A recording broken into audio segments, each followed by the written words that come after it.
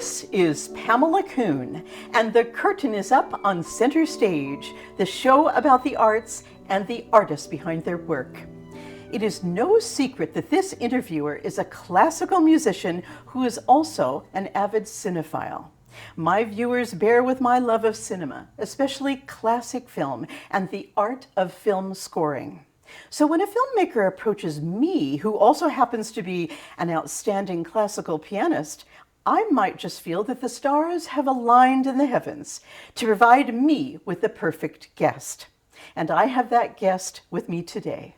Donna Weng Friedman is an award-winning filmmaker and musician. She is on staff at the Mannes School in New York City.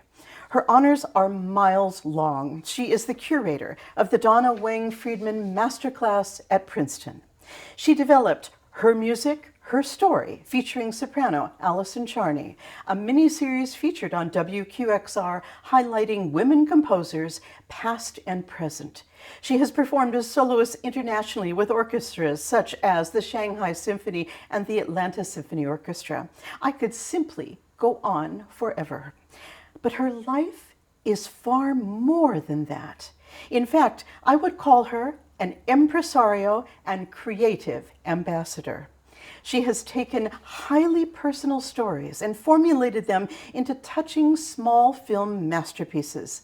Of course, her musical performances complete the process.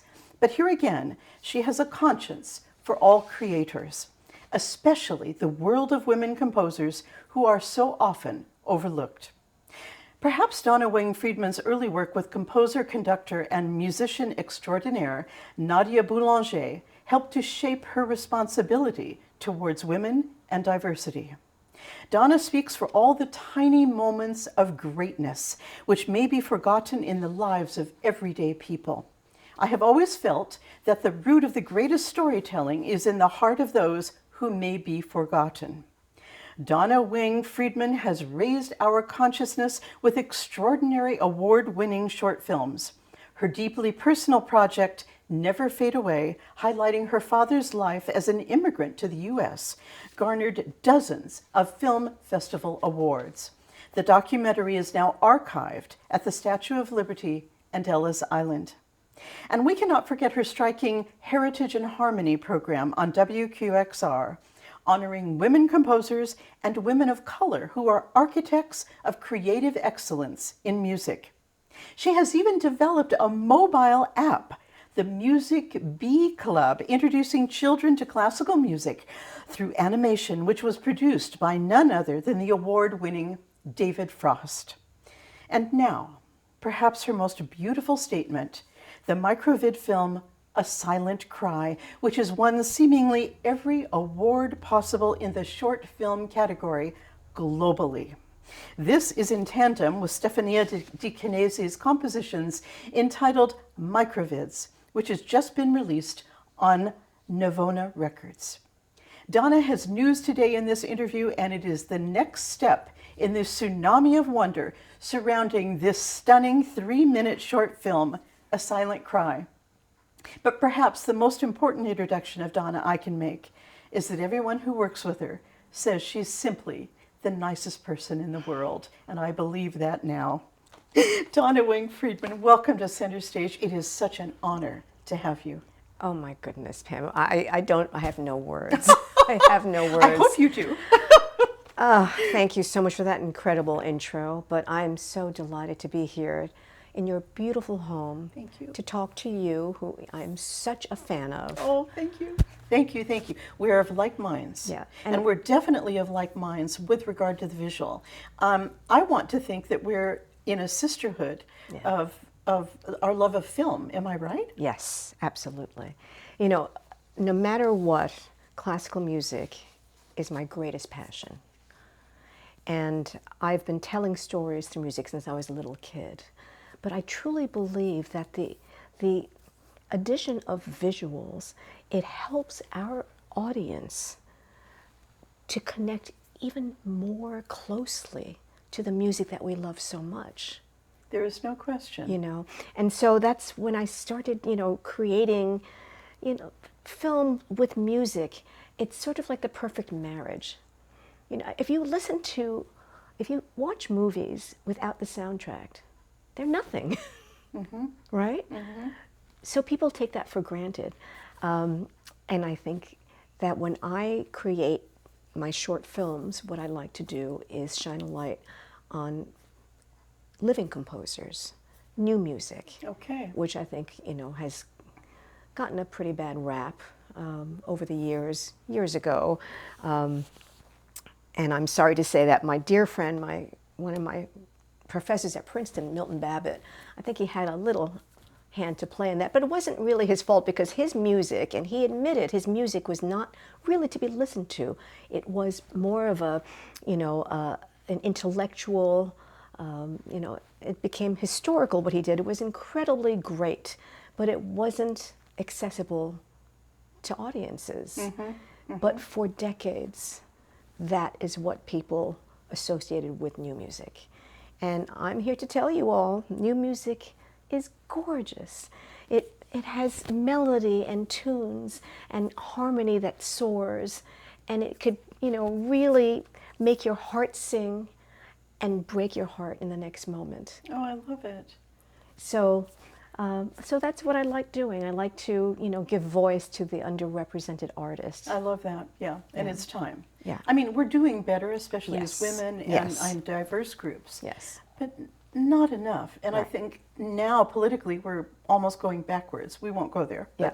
But we have to say that we've been, again, the rug has been pulled out from under us, you know, in classical music. You know, because I am so biased in my love of film, when I was introduced to you, I couldn't believe how you just got it. This whole marriage of the visual and the music. And of course, what you've done with microvids, with the composer, Stefania De Kennedy. She's a dear friend of mine. She's brilliant. And we work so well together. And she actually wrote microvids during the pandemic. Yeah. And with the idea that she was thinking about the more vulnerable communities, children, elderly, and how they were coping, you know, in the isolation. So she called me one day and she said, you know, I wrote these 19 miniatures, they called microvids, and I was wondering if you would play them and record them for me. So she sent them over, and I fell in love with them. These 19 miniatures, they go from 20 seconds long to maybe over a minute. Yeah. Do you know how hard it is to tell a story in such short time? Yeah. And she does it. Each of these gems reflects a different feeling or emotion that we were all going through back then, but we continue to go through on a daily basis. You know, from feeling out of place, feeling exhausted, frustrated, to moments of pure joy. And I told her, I said, you know, I think this is classical music's answer to TikTok. You know, I know that this generation, the attention span is getting shorter and shorter. Well, that's been thrust on us. Yeah. And actually, when I first listened to microvids, and I could see that some of the pieces were so short, Yeah. that's the first thing I thought about, Yeah. was the whole social media That's right. dynamic. Yeah. So anyway, I told her I love these pieces, and I started thinking, you know, I don't sleep very much because I'm constantly thinking, you know. I wake up in the middle of the night, 3 o'clock, and say, oh, I know, right? And I said to her, you know, Carnival of the Animals, there hasn't been anything like that in 100 years, really. And this reminds me of that. But wasn't that written for orchestra and piano? Yes. And didn't it have poetry? And I said, you know, it would be lovely if there were some poems that could introduce each one. And she listened to me, and 3 days later, she sent me 19 introductory couplets, rhyming couplets that she wrote herself. Oh, and my. well, you know, who else could express it better than the composer, right? Absolutely. But she's, you know, she's so multi-talented. They were perfect. They were beautiful. And I said, well, don't forget the orchestra part of it, right? And so she wrote an orchestra part. Now, this is the important thing about MICROVIDS, our album, which is now streaming on all major platforms. It is an epic album with 3 discs. And it's very hard to explain it all in a blurb. So I do appreciate you giving me this time to share a little bit about these 3 incredible discs. Because, even though it's large, each disc has 19 tracks, each disc, the piano solo stays the same. That's me, but the piano part stays the same. The first disc features the extraordinary violinist Curtis Stewart. And if you haven't heard him play, oh my God. I heard him for the first time maybe 2 years ago, a year and a half at American Hall. And this guy comes strolling down with his violin down the aisle of the audience, and he's playing, and he's loving it, and we're loving it, and we're dancing, and he hits those high notes like nobody in the world can hit them. But it's filled with joy and commitment and dedication. And I grabbed him afterwards, and I said, we're going to collaborate. We're doing something together. And that was before I even knew that he was this brilliant improvisationalist. Is that what you call it? Improviser? Yeah. Anyway, so I said to him, and I said to Stefania, of course, the composer, would it be okay if you improvised over the piano part? And I said, Stefania, would you be okay with that? She goes, yeah. She was with me at the concert, and she was, you know, also blown away. And Curtis said, sure. So we had one rehearsal. Wow. Where basically, you know, he just kind of got used to the piano part, and he did some of his thing. And then we went to the studio. We made a couple of, you know, different versions, and they're each different because he's improvising based on her music, of course. And it was so fun and so easy. So that's the first disc. How extraordinary. And it's jazzy. I mean, classical music with a little bit of jazz infused. What's not to love? Yeah, right? exactly. And then the second disc is the solo piano, but with the poetry. And the poetry is recited by Broadway star Crystal Joy Brown. Yeah, very exciting. She was Eliza in Hamilton. She was Gussie in Merrily We Roll Along. And Crystal worked with me 2 years earlier when I created her Heritage and Harmony, Her Art, Her Voice for the National Women's History Museum. This is a role model education program where I presented these extraordinary women from all backgrounds, different disciplines in the arts, from classical music to Broadway, even to fashion design. But my point is that, you know, young school-age girls, especially school-age girls of color, they need to see themselves in the faces of extraordinary women. Otherwise, how will they know what they can be? To validate. Right? So Crystal, you know, worked with me on that, and so I asked her, I said, hey, would you narrate these rhyming couplets with me? She goes, of course. So we went into the studio again, and again, it was so much fun. And we also invited her friend, Lola Lopez Gardone. I hope I'm pronouncing the name correctly. But Lola is an actress, and she recited it in Spanish because our hope was to reach as many different children from different backgrounds as possible. So disc 2 is solo piano with Crystal's beautiful recitation. And then disc 3 was the orchestra. The orchestra. And we performed this with New Jersey Youth Symphony. We wanted to include the young people. Of course. The message is strong and clear. Yep. And Helen Chappell, the wonderful conductor, leads the New Jersey Youth Symphony, and she loved the idea. And so we paired that with Lola's Spanish translation. And so we have those 3 discs, 19 tracks each, and really you can customize it to make it the most intimate listening experience, whatever you want, because you can listen to the piano part and then you can hear how the piece suddenly evolves when you have Curtis improvising. It's not the same piece, it's not an arrangement, but the piano stays the same. And then with the orchestra, and Stefania's orchestration is brilliant, it becomes yet another beautiful work in and of itself. So it's huge, but really it isn't, because we want it to be an experience for whoever listens. to make it their own. So what I said in the beginning about you taking tiny moments and Yeah. making them into masterpieces, that's what you have done here. And this was in the middle of COVID that you started Well, working it on this started, project. it took 2 years because it started with Stefania writing this piece, and it's taken on many different, I mean, what happened after COVID is I started performing it live in person, right? But because I was also doing my father's story, a small snippet of it, which I had choreographed. And Stefania is the composer in residence for Ariel Rivka Dance. And the choreographer, Ariel Grossman, is phenomenal. So she choreographed the dance that's in my movie, my little film, Never Fade Away. And I said to her, and I said to Stefania, hey, you know what? Why not choreograph MICROVIDS? How fun would that be? Wow. So she did that, and we premiered the choreographed MICROVIDS at NYU the same night that And Never Fade Away premiered. Okay. Yeah. Oh my gosh. Yeah.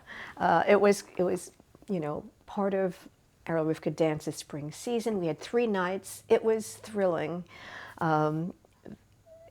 I've enjoyed working with Stefania and Ariel and all the other musicians that have been part of our MICROVIDS family.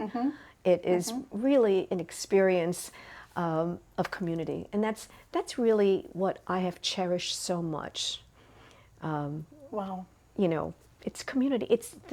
You can't do things alone. No, you can't. It takes a village. It takes a village. But I have this idea about you, Donna, that you lie awake at night and your heart is just going a little pitter-patter.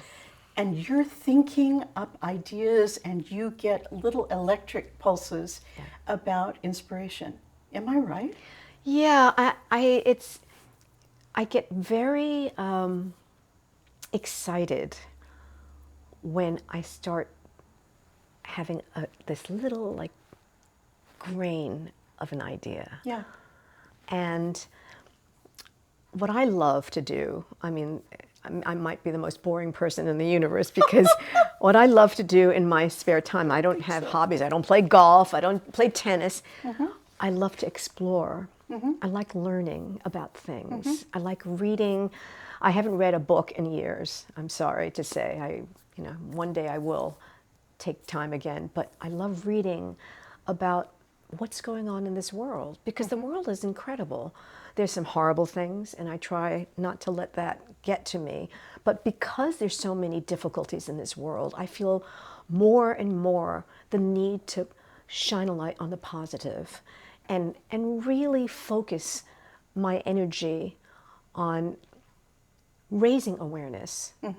I mean, for years and years, when you're growing up, when you're in your 20s and 30s, I think that the feeling is, why would anybody care to hear what I think? Why would anybody want to hear my story? What would one person's opinion matter? But as I've matured, as I've had my own family, I say, what the heck? What do I have to lose? And if I touch one person's soul, it's worth it. And that's what I try to remember every time I create or I start thinking about creating a new project. I try to put myself aside and, not everyone's going to like what I do, and that's okay. But if one person says, hey, that's my story too. Fantastic. I always say there's one point in every interview where we get to the magic, and you just gave it right there. Because that message is so loud and clear for us right now. Yeah. It is loud and clear for you, coming Asian descent, your family's story, which we'll get into in a moment, and your love of just bringing people together. I think you're special. You really are very, That's very kind special. of you to But there say. is an energy within you. It's like a volcano, and I just feel you're so tiny and petite. But out of this comes the greatest, as I said, tsunami of wonder. Well, you're very kind. This is very exciting. I'm very blessed. There's not a moment that goes by that I'm not grateful for everything that I've been given, and that's from my parents. Yeah. My So heritage. let's talk about that for a minute, Yeah. because I know, this is not your first rodeo with a silent cry, a silent cry. Right. You've done film before. My first film was A Never Fade Away, so I'm not really a fit filmmaker. I disagree. I think you've been having film going over. You've been a director for a while. You may not have realized it, but with your father and this deeply personal story, which I'm telling you, I was moved to tears. It is an extraordinary piece, and the fact that you chose to have it choreographed, I think, is really interesting, and I'd like to talk about that. But can you tell us all the story of how Never Fade Away came to be? Well, it started in the pandemic. It really, very early on in the pandemic, while I was walking my dog in Central Park, I was assaulted for being Asian. And this man came at me and basically blamed me for COVID, blamed me for the pandemic, and, was screaming, and it was quite, scary. Luckily, I wasn't physically hurt. And it was 1 o'clock in the afternoon, of all things. And thankfully, some people were walking by, and then he fled.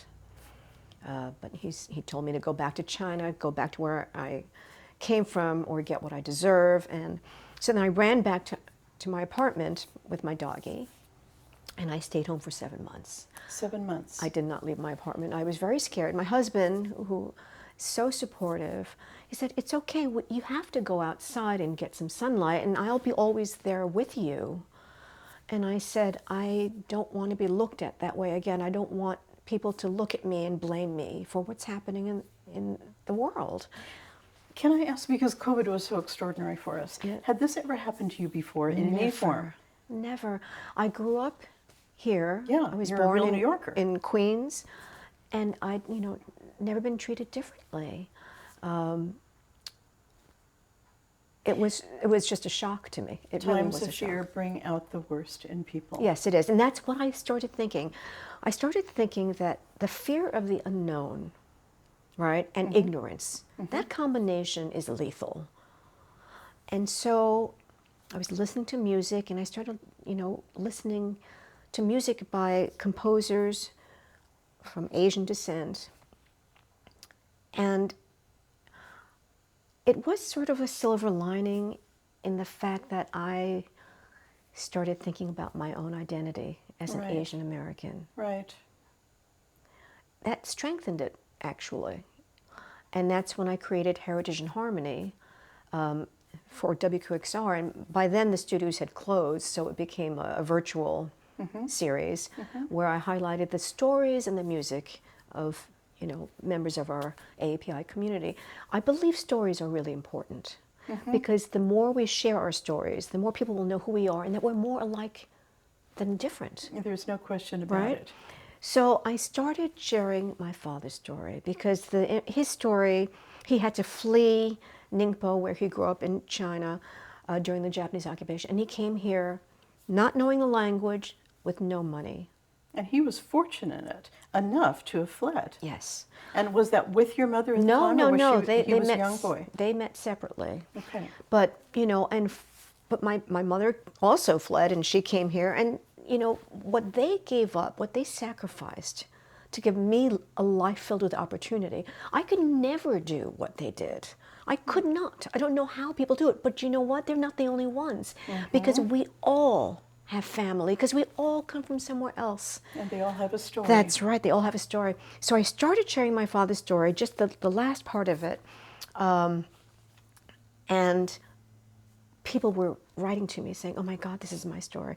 So when the doors started opening and we started having live performances, I started performing, telling the story, and I decided to have it told through dance, because part of it's really the story about how he came to this country with nothing and how a radio and a waltz changed his life.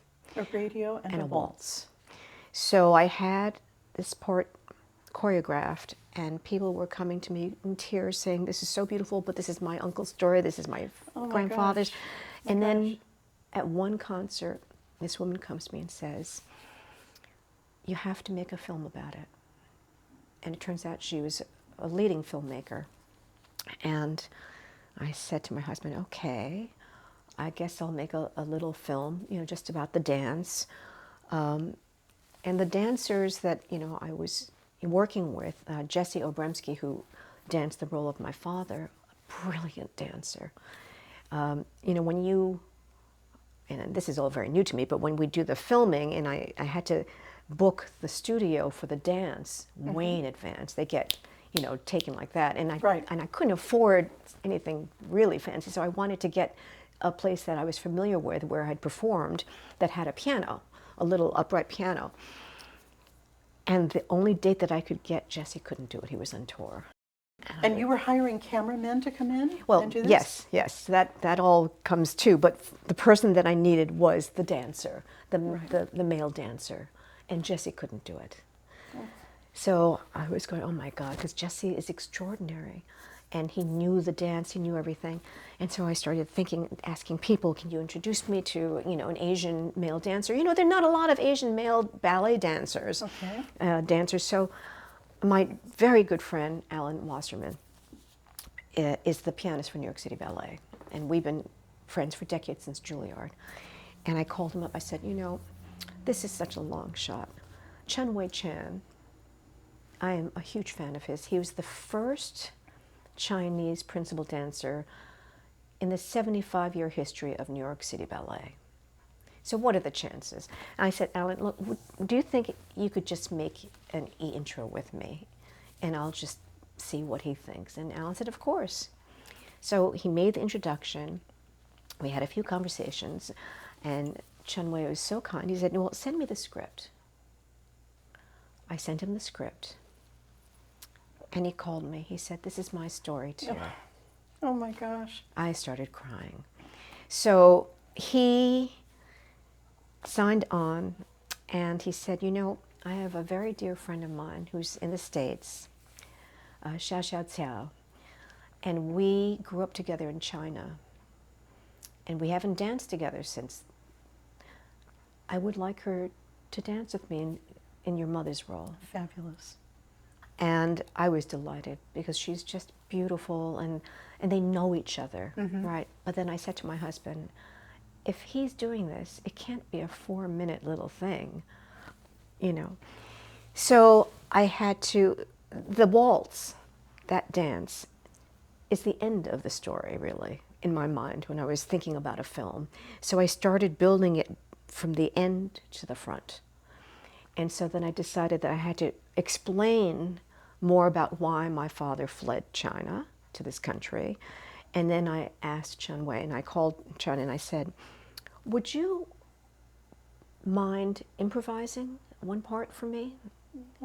Do a solo improvising dance to the part where my father is in the US. He found this little dingy hole-in-the-wall basement where he was living, 1 meal a day, eating peanut butter and rice, and he became really depressed. So I said, would you mind doing that? And he goes, no, not at all.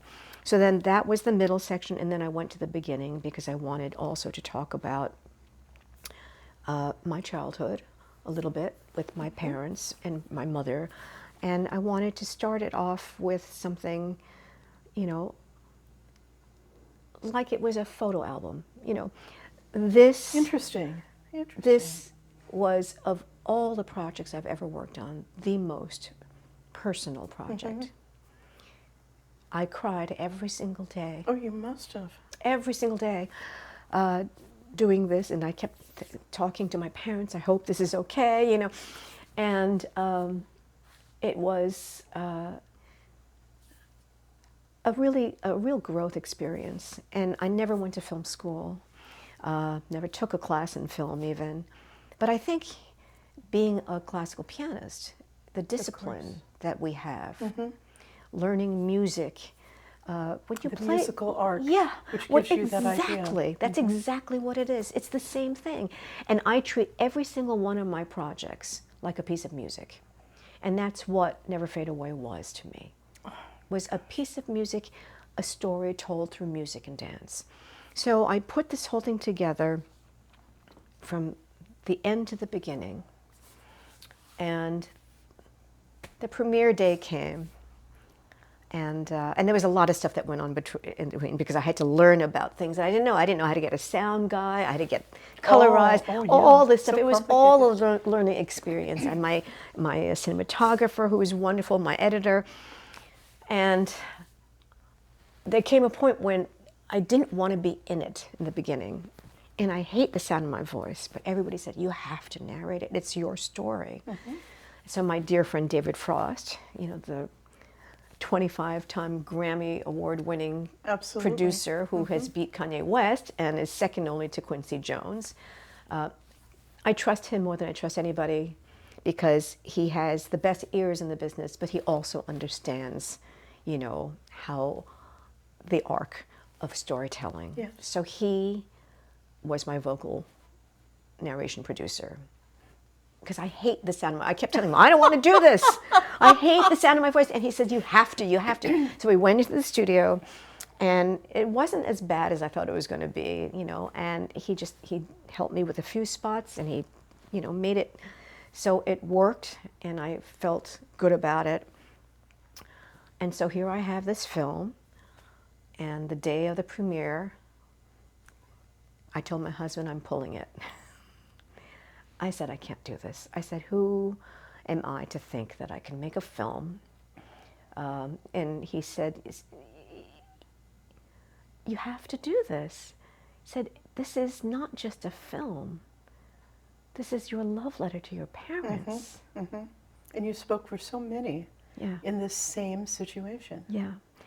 The responsibility was huge, though. Yeah. And it really is like, you know, I keep telling everybody, it's not like a modern movie film. It's like an old-fashioned with, you know, they didn't have any film footage of them, you know, during when they were fleeing the country. We didn't have anything. So I had to, you know, use, you know, photos from my childhood with my family. And it was like opening up a photo album, which also terrified me. You know, it terrified me to show the world something so personal. And then what if people didn't like it? And then I didn't want, you know, anyway. Imposter syndrome is a terrible thing. It is. And I had that for months, even after it was winning awards. And that even scared me more.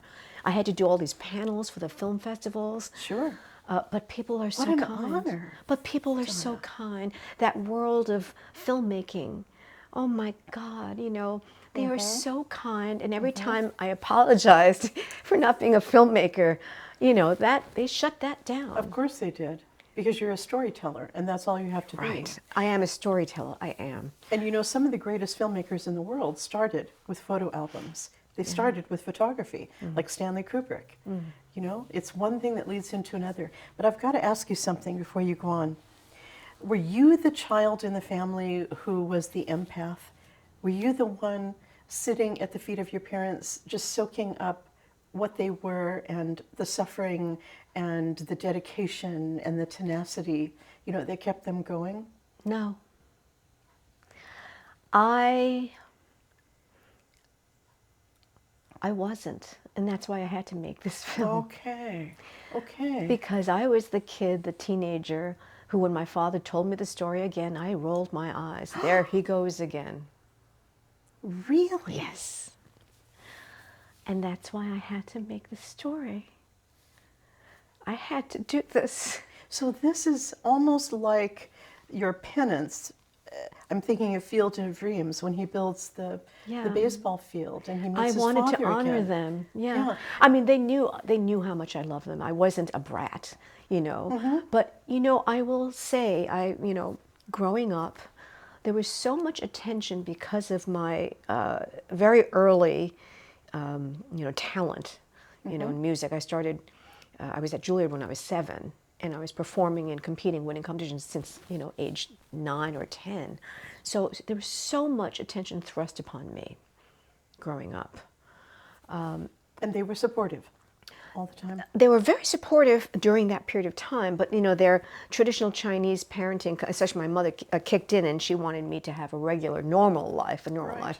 And that's why I didn't go to Juilliard. I went to Princeton for undergraduate so that you had options. And I majored in economics. I don't want to talk about that. That was my mother's idea, because I am not that. But, you know, I was a very good Chinese daughter, but I did not soak up all of that tradition. I did the traditions that I did soak up was the Buddhist tradition. My parents were Buddhist, and I am Buddhist.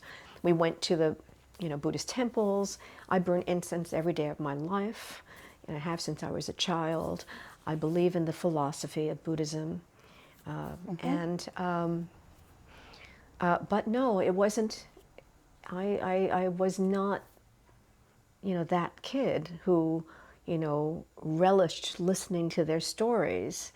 I heard the stories, I acknowledged them, and then I moved on. I did my thing. You know. You were a New York kid. I was a New York kid. You were out to see your talent through. You know, and that was also, I mean, I think a lot of it, and this is interesting, and this is why, you know, when I quit piano many, many times. I stopped playing for years on end.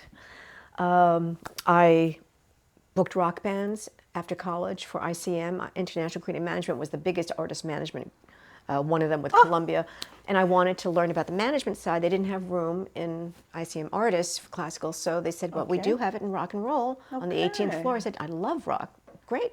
I took all my friends to Studio 54, Limelight, went to see Tina Turner, David Bowie at the Garden. It was so much fun, but I also had to do a lot of the other stuff, which wasn't as much fun. And 8 months later, I was craving classical music again. I can imagine. I went back to Juilliard and won the Gino Bach Hour there and the Petchik there. And, you know, 2 years, studied with Adele Marcus, made a lot of wonderful friends, the most talented group of people I've ever met, right? But something was missing. And this is the interesting thing. You know, I never composed. I tried. Everything I thought about had been done already, you know. I never was encouraged to improvise. When you're in a classical music conservatory like Juilliard, back then at least, that's not part of the picture. No, it's structured. Yeah, right. Yeah. And then, of course, they put you on this sort of treadmill of competitions where you're also limited to repertoire. And I wanted to explore. You know, that was what I wanted to do. So instead, at the request of my mother, I got a New York real estate license. What? Because all of my friends were making a lot of money. Here I was, a poor artist, and I wasn't even satisfied with being an artist because I didn't agree with that kind of lifestyle. And as a solo pianist, you know, I toured Europe, South America, and China. I was always traveling alone. And I didn't like going from airport to hotel to backstage to hotel to concert, which I loved because I feel happier on stage than anywhere else in the world. But it was everything in between that I felt disconnected to because I really, and I didn't know it back then, but I need to be part of something. I see. I need to have my family. I need my friends. And when I was at Juilliard, I was on the solo piano track, and I did study chamber music with Felix Gallimere, but I was on the solo piano track. Okay. So I didn't sell one single apartment the entire year I was a real estate license. In fact, it was the opposite. I took people to these little condos and said, how can you pay so much money for such small spaces? You know, the walls are so thin, they could hear me practicing through it, you know? And so that was not me, right? This is the real true imposter syndrome. Yeah. Seriously. Yeah. You are a filmmaker, but for you to go out and get your real estate license and trying to please everyone else and live this normal existence, definitely it's not you. Yeah. And so I became very depressed. Yeah, okay. I didn't know what I wanted.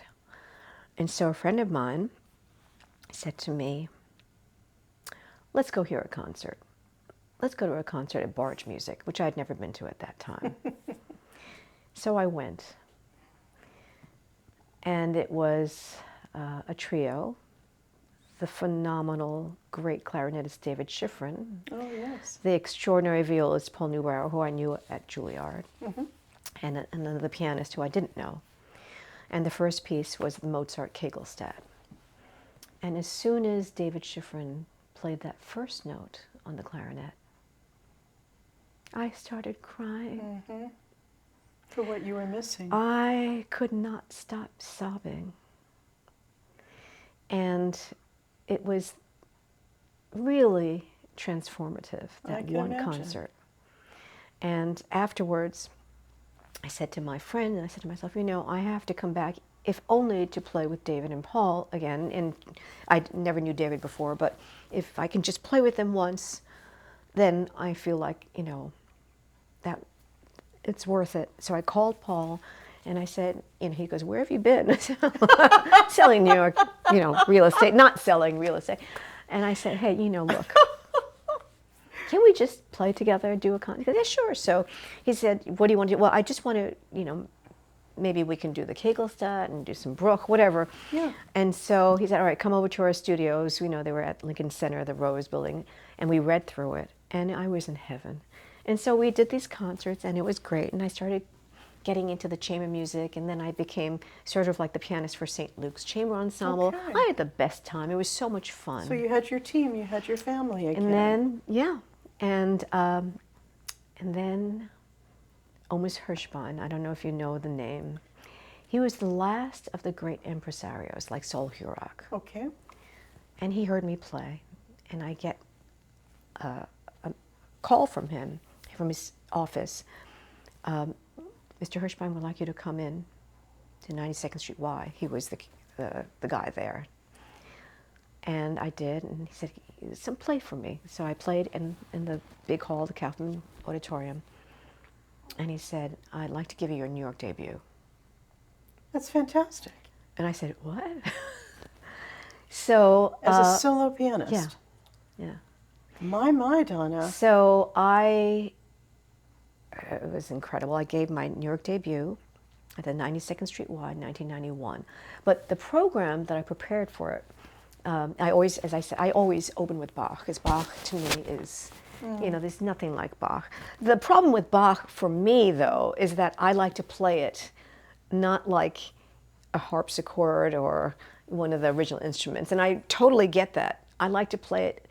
If Bach were alive today, I think he would go crazy on our piano. With the present day instruments, that's right. He would fill it in. So I played a little jazzy, I play, you know. So people are very divided. They either love my Bach or they think there's something wrong with me.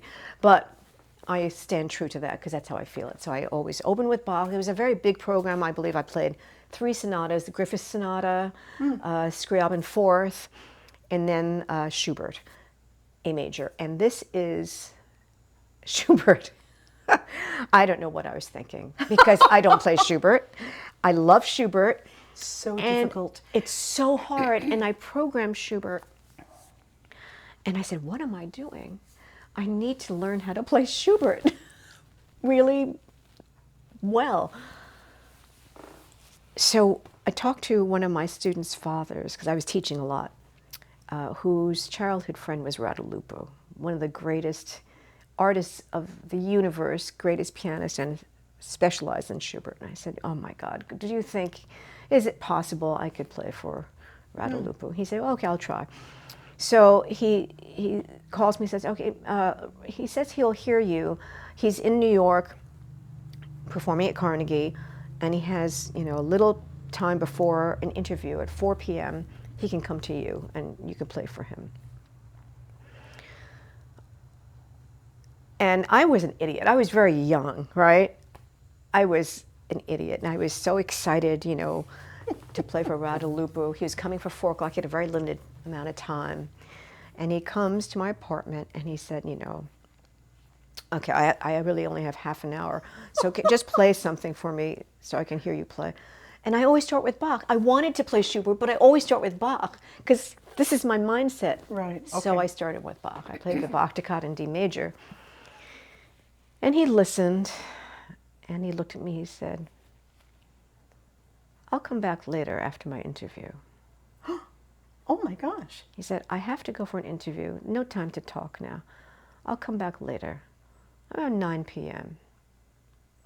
But he was engaged. Anyway, so he goes, and what do I do? Do I cancel my 4 hours of teaching? No. And at that time, I was going door to door, like a door to door, because I was a kid, I was young, right? I teach. Oh my gosh. I am such an idiot. Instead of practicing, I teach. So I go around during my teaching, I come back, I'm exhausted. He comes around 9 o'clock. He said, okay, what do you want? I said, I've got to work on Schubert, you know. And so I'm playing the Schubert for him. And he says, stop, stop, stop. And I said, what? Oh, you know, it wasn't the Schubert A major sonata, it was the Moment Musicale. I did the A major in Lincoln Center 2 years later, which he helped me with. But this was the Moment Musicale. And so he said, you know, you're not lonely enough. You have to be lonely. And you have to reach down to your soul for that loneliness. You're right. So we worked on it for, you know, a while. He told me number 4, the 4th Moment Musicale, he said, you play better than me. And the reason is because it's like Bach, and I did a little jazzy, and he said, I'm not very good at Bach, and that's what he said. He doesn't play Bach, you know. So, so anyway, it was incredible, because I had my Steinway L there, and he made it sound like, oh my God. He sat down and he played. It was like, I was like in a dream. So we worked till about 1 a.m. I played, he played. And then we're done with the Schubert. He played, I played, he played. And then we ordered some food. So we ordered food. He's kosher, right? So we ordered his smoked salmon, no dairy. And then we gossiped about every pianist. We had the best time. Oh, I love it. And so we became really good friends. And every year he would come perform at Carnegie or, you know, in Lincoln Center. And we'd get together. I'd play for him. He'd play for me. It was just wonderful, wonderful. He was such an incredible man. And he told me, said he doesn't like a lot of pianists. He likes me because I don't play gray. And that to me is one of the greatest compliments anyone has ever given. Because it's so earnest. Right. And, you know, and that, you know, color is everything. And he just puts it so succinctly. Wow. You know. But he's quite the character, because he also doesn't ever think he's good enough, you know. Interesting. Yeah, yeah. So, wow. Yeah, but I miss him a lot. It cripples us all, this little sense of that person right here on the shoulder who says, you're not quite good enough. Well, he feels, I think he knows his artistry is great. And he always knew that. But he never felt comfortable performing in New York. He didn't feel the critics were, you know, back then the critics were the critics. And so he himself, you know, he when he worked on his music, he would rework the same pieces because he kept evolving, and that's what I think is so great about him. And people would, you know, would say or comment that he has a small repertoire. It's nonsense, nonsense. But he's very much like me. We both prefer live performance to recording. I don't like recordings because I need to connect with people. Yeah, that energy. You know, so. But that was an incredible experience, and it turns out my Schubert was great. I mean, people said it was the best thing on the concert. It really made a huge difference, you know, the way he talked me through, you know, Schubert's intention. Yeah. You know, because that's the important thing. We're interpreters, and we want to bring our own thing, and I definitely have my emotional connection, but we respect the intention of the composer always. That's the most important thing. But with you always sitting on the cusp of, oh my God, this isn't really me, or maybe I should be selling insurance, did you feel that Lupu actually really brought you back into the fold? Oh, I don't think I ever lost it, because for me, music, you know, there was no question, my conviction about how I feel about music, no one could ever change that. Good. That was always there. It was whether or not that profession was meant for me. Yeah, okay. You see, so there are two different things. It's whether or not I had the stamina to be a concertizing pianist, which it wasn't for me. I think it's harder for women. You know, I wanted to have a family. Oh, no question. Yeah. You know, and then there was a period of time, I got married to a wonderful man. My husband's a mathematician, supportive, loving, have 2 wonderful kids. But, I made a decision that when I had kids, they came first. Okay. So that was the second time that I quit. I taught, I did perform, but I was like the vacation pianist. When they had vacations, I would go, to, Palm Beach. I played Flagler Museum, over spring break. I would play in St. Thomas over the winter, right? Wow. But then, my kids went to school in New York, the Trinity School, and it turns out Carter Bray, the principal cellist in New York, yeah. his kids went too. So we started playing together. And it was just so much fun. So I still was able to play with extraordinary artists. I still played with St. Luke's. I still played with, as I said, I'm blessed. I'm blessed. I played music, made gorgeous music with these incredibly, insanely talented people while I had my family, my kids. But when the kids were very young, when I first started, I did stop playing a little bit. And Radulupu said to me, what happened? You have to come back. And I said, well, I will eventually. But that was the way it was for me. I could take time off and then come right back into it. It was never an issue that I wouldn't be able to come right back into it. So, yeah. That's fantastic. Yeah. Just fantastic. Did you stay close to Radulupu all of his life? Yeah.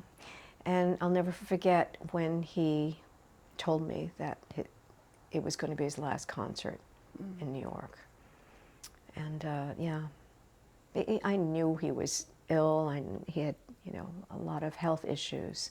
Oh, Donna. So that was, that was sad. It was really hard. But I'm so grateful for the time that I spent with him and for what he imparted to me. He was real, wasn't he? It was unbelievable. And never minced words, and no ego. I mean, I think in order to be a truly great artist, the ego, you have to put that ego aside. It's not about us.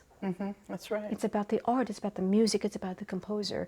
And Radulupu, that's, absolutely not a shred, an ounce of ego. Completely humility, humble to the core. I loved watching him. Yeah. He was so physical. Yeah. And he didn't care. I mean, he could have gone on stage in a T-shirt and been fine. Yeah. There was just something so grounded about him. Yeah, in his exactly. playing. Exactly. Wow. Well, Yeah. you benefited. Maybe that's your next film. No, I couldn't do that. Because I couldn't, I wouldn't even know, how to, yeah. Oh, yes, you could, Maybe, my dear. maybe one day. But, I'm not a filmmaker, so. Sure you're not. Yeah, you keep saying that. And here now we have The Silent Cry, which, I have to say, all along the way, everything you have done visually is garnishing every award in the world. It's so surprising. It is so surprising to me. A Silent Cry, I never even meant to make. I really never even meant to make a film. It wasn't. I don't even remember. Well, I'll tell you. It's an interesting thing. As I mentioned to you, how things happen in my life. Sometimes it's just by chance, with a little exploration, and then it's just sort of like pulling at all different threads, and all of a sudden, together, it creates this beautiful patchwork, and I don't even know how that happened, right? So we have the first part of it is the music, MICROVIDS, working with Curtis, improvisation. I was obsessed with number 15, called Clouds, because the piano part is so gentle. She wrote that about clouds, so gentle, but the harmony leads it into a very quietly dramatic climax. Yes. But Curtis, what he did with his improvisation, he starts out with the gentleness, but he creates this turbulence, this emotional, so emotional turbulence. I couldn't get it out of my head, literally. It was in me 24/7. Then I've been working, talking to the president of Help Age USA, and this is a wonderful organization. Okay. And one of their mission statements is what they want to do is to help make the world a better place for us to grow old in.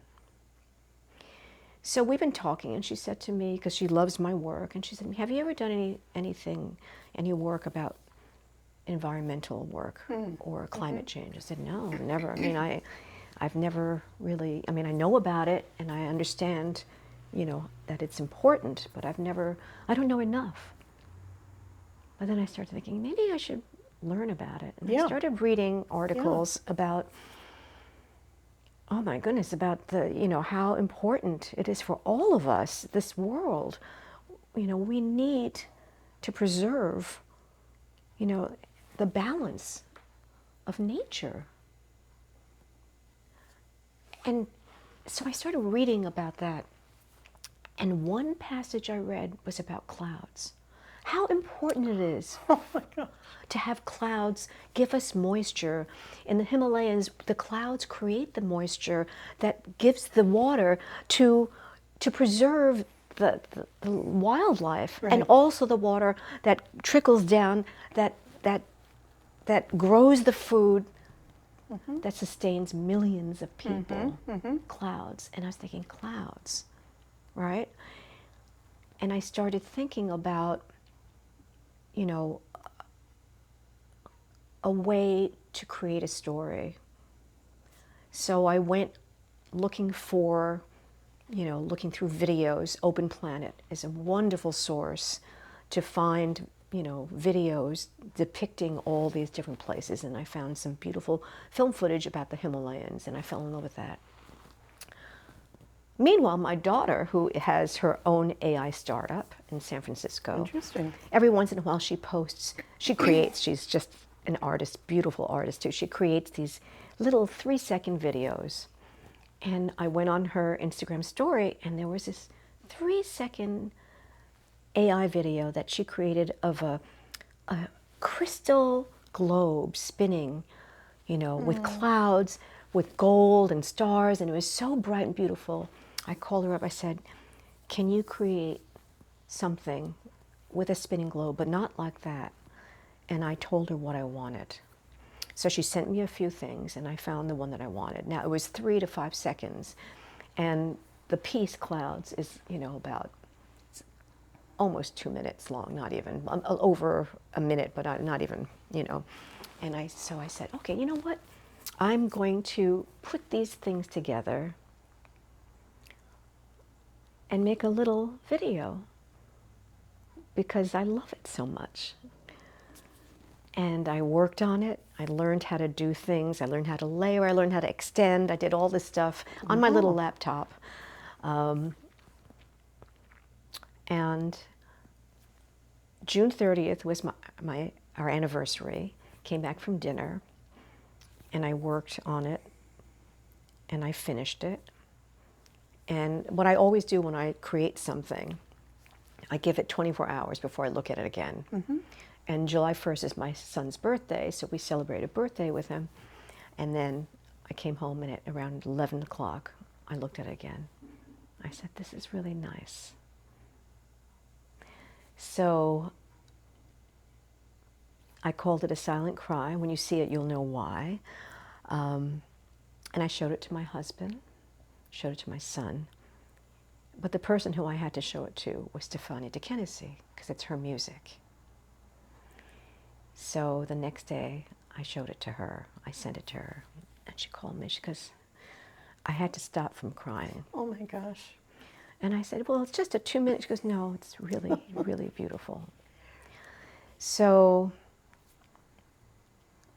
I very quietly decided to send it out to one film festival, the Indian Independent or Indian International Film Festival in India, because the Himalayas, the setting is in the Himalayas.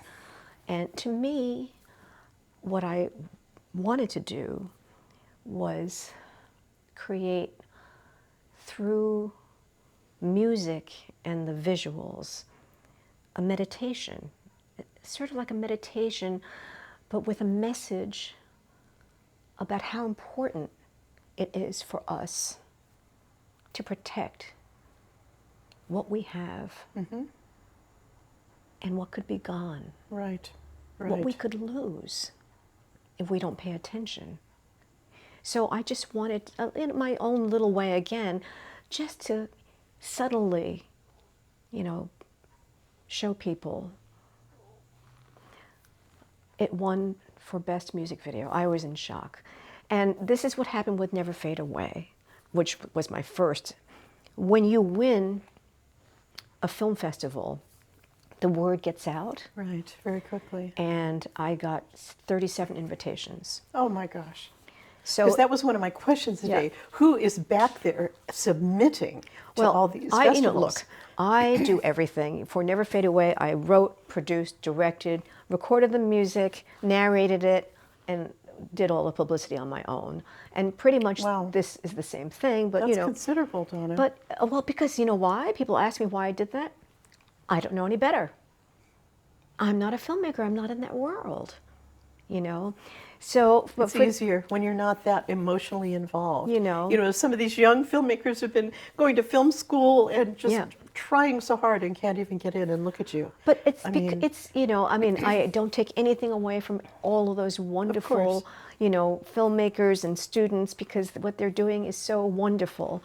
And that's why I get embarrassed and I get, you know, but so A Silent Cry has just taken me by surprise, because it wasn't even meant to be anything. Not at all.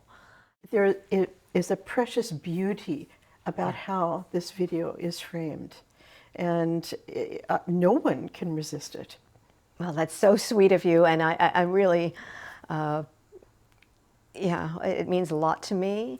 But you know, I mean, a filmmaker is one who actually takes the visual and enhances it and lays it out for everyone to tell a story, right? Right.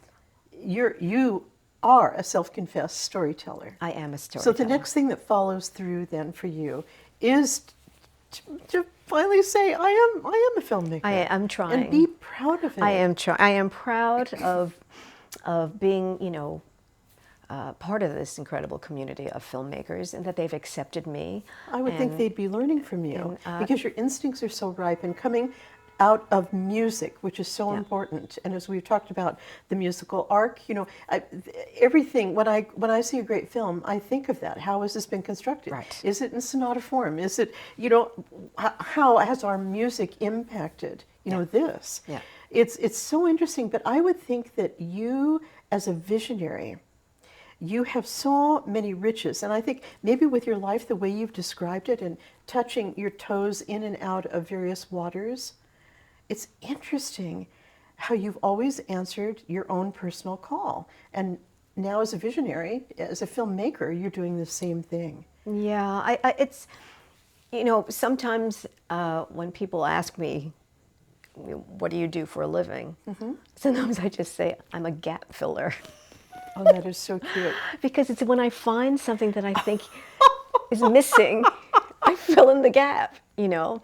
That's kind of, I mean, I'm a storyteller, but I like to fill in these gaps and you know, and raise a little bit of awareness. I'm only one person. I'm not an organization or anything like that. So, you know, here I am just, you know, the first time actually I realized that I could make a difference in my own way. And I want to share this because I think there's so many people out there like me, like you, who have these great ideas, who have so much love for humanity, and want our world to be better. Yes, yes, absolutely. But we think that it doesn't matter. what we do or think or say. But it does. But it does. It does. Every little thing. That's and right. mostly the intentions. That's exactly right. So, you know, when my kids were in school and I was teaching, and, you know, they studied music, surrounded by music, it was like in 2007, 2008, New York City Public Schools, they announced, the Board of Education, they were slashing $35 million from the music curriculum. And my heart broke. Because I was thinking of all these kids, not lucky like mine. Yeah. Where are they going to get the music To go from? without. Yeah. And that's when I created those classical music apps to teach children how to listen to the narrative in classical music. Short pieces, Flight of the Bumblebee, The Swan, you know, and all my friends, Carter Bray, Liz Mann, the principal flute for St. Luke's, and of course David Frost. David, you know, my dear, dear friend. He produced them. So I took those. I was one of the first apps, by the way, on iTunes, because it was 2009, 2010. Wow. And it was very expensive to make at that time. I can and imagine. I funded it myself. I was an idiot. I didn't know about grants. But I took those apps and I went door to door to schools, charter schools, and inner city schools. And that was the most rewarding experience, because these kids came up to me and said, I never heard music like that. They loved it. And the teachers started using them to teach creative writing, because the music has a beginning, middle, and an end. Of course. And it was animated, and you know, my daughter was an artist and she mapped out a lot of the animation for it. So anyway, I ran out of money, so I had to stop doing it for a while, you know, and I should get back to it, but I've just got so many other things to do. But that was my first attempt at trying to make a little bit of a difference. Okay. And I think I got back at least as much, if not more, than those kids.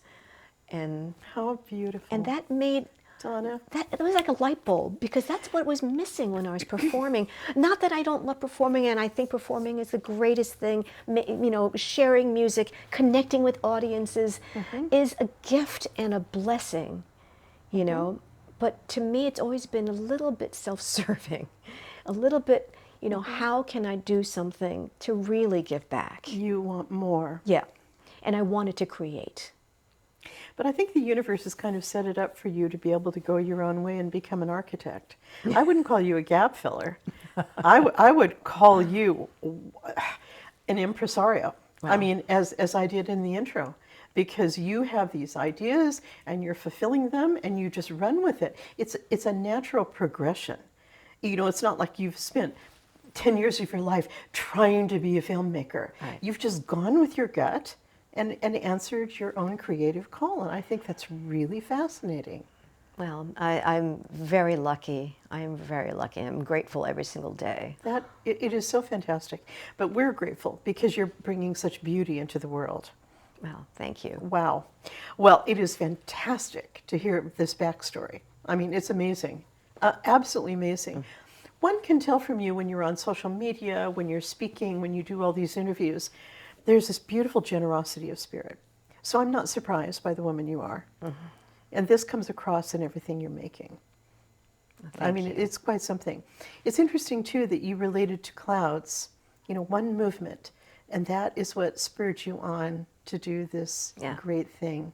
I think that innovation is sitting inside of you, and I think there's a lot more to come out. Well, I'm working on a new film. Oh, can you talk about it?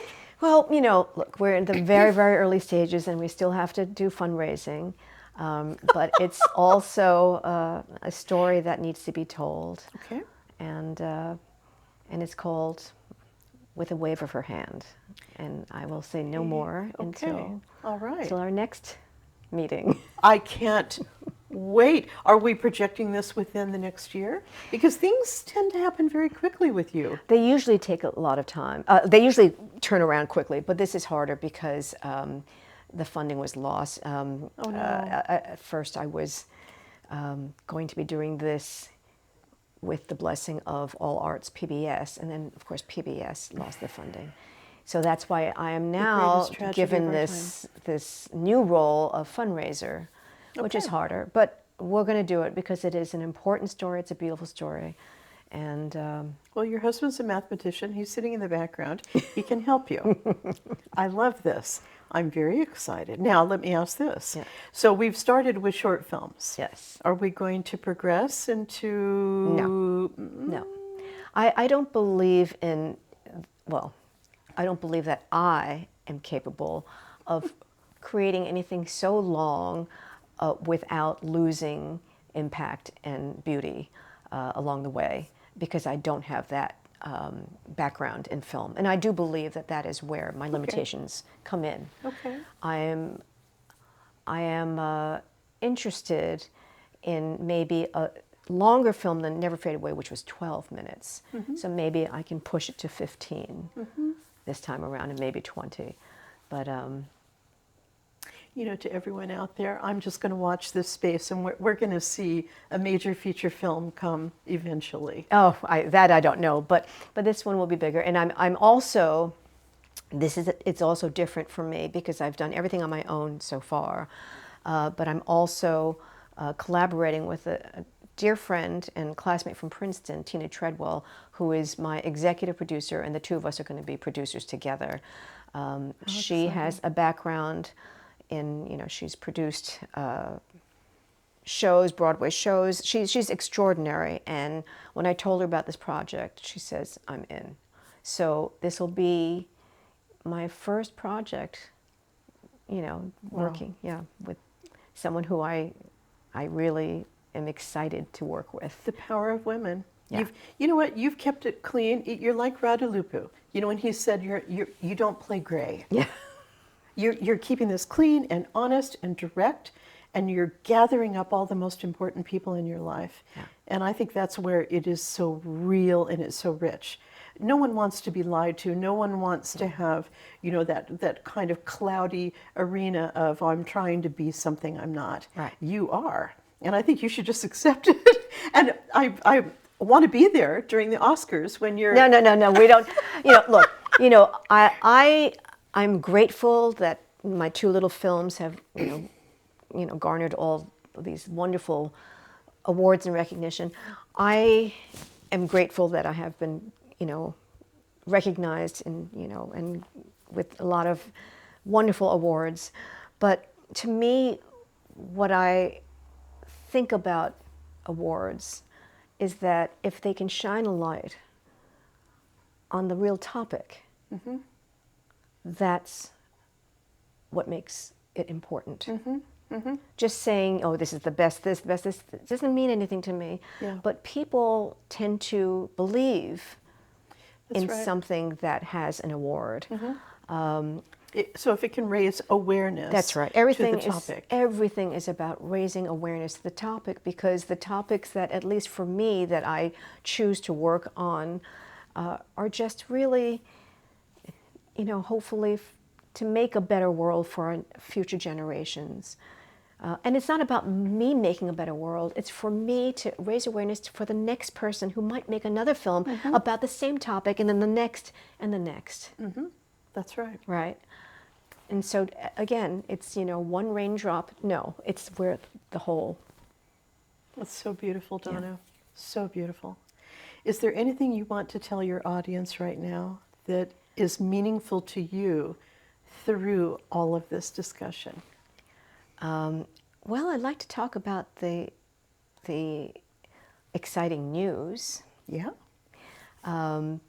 So, MICROVIDS, our wonderful album, has been submitted to the Recording Academy for this coming up Grammy Awards.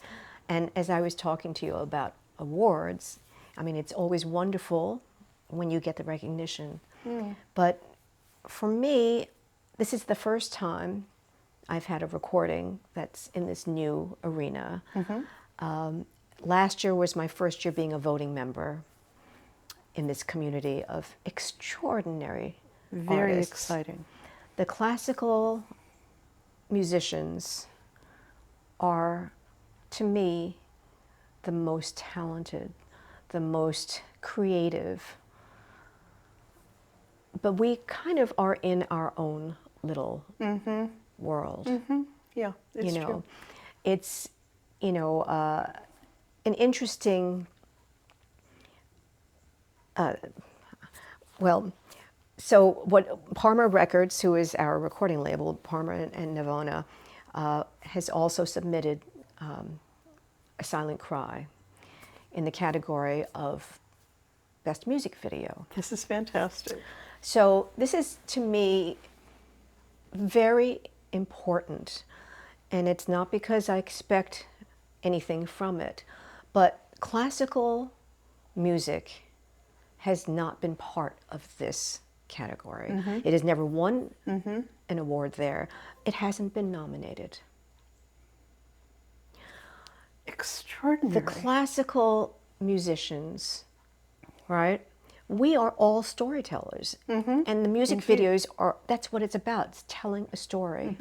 So I'm doing this with the hope of raising awareness again and encouraging my colleagues, my extraordinary colleagues, to start making videos, to start telling their stories with visuals.